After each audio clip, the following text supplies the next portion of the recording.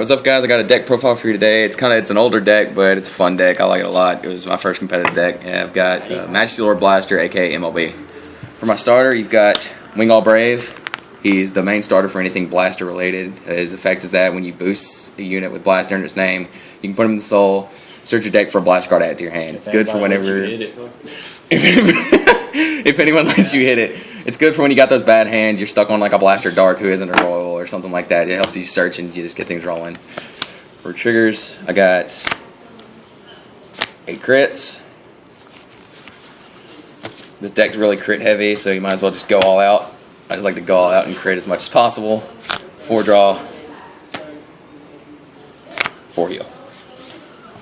The standard. Yeah, just standard for something like this. For the grade 1s, you got 4 Little Sage Marin, just your 8k vanilla roll, the old school 8k vanilla. 4 Toy Poogle. Toy Poogle's effect is that whenever you have 2 or more grade 3s in your Vanguard and rear guard, it's a 9k boost. So it's really good late game as a really good booster. Gives you that extra little bit of power in your swings. And then 4 Knight of Friendship K. K's effect is that when you have a Vanguard with Blaster in his name, he gets extra 3k, so he's your 10k grade 1 as long as you have a Blaster in the Vanguard. That early game power.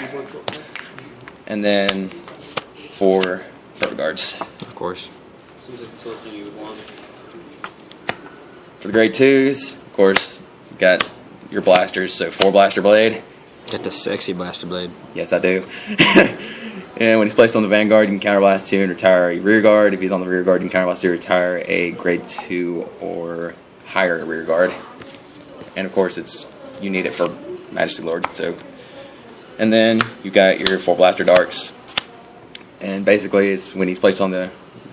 Basically, when you place if he's placed on Vanguard, you can retire. You're not really going to use his other effect because it's in Shadow Paladins, but you need him for the combo. So there's your 8 grade 2 blasters. 2 Starcall Trumpeter.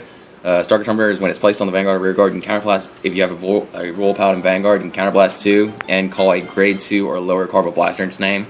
So it's good for getting the blasters if you don't have them. It's also good for setting up your combo piece for the big swing, for your big swing with MLB. Now for the grade 3s, you got the namesake of the deck. I got 3 Majesty Lord Blaster. Majesty Lord Blaster's effect: if you have Blaster Blade and Blaster Dark in your soul, he gets 2,000 power and an extra crit. So as long as you have those 2 cards in your soul, he's at 12k with extra crit. And then you can. And then the big swing is that if you have Blaster Blade and Blaster Dark in your rear guard, you can put them both in the soul, and he gets 10,000 power till the 10,000 power till the end of turn. And so for a season 1 era deck, being able to swing like 25,000 power or more with extra crit is pretty heavy. Quick Ride. it's like then 2 Swordsman Exploding Flame Palamedes. Palamedes is kind of the same deal with Toy Poogle. If you have 2 or more grade 3s, he gets 3,000 power, Including himself. So he's 13k swings. So if you get one of these with a Toy Poogle behind it, swing for a lot. Over swing. 1 Gant slot, basically a 5th copy of Blaster Blade.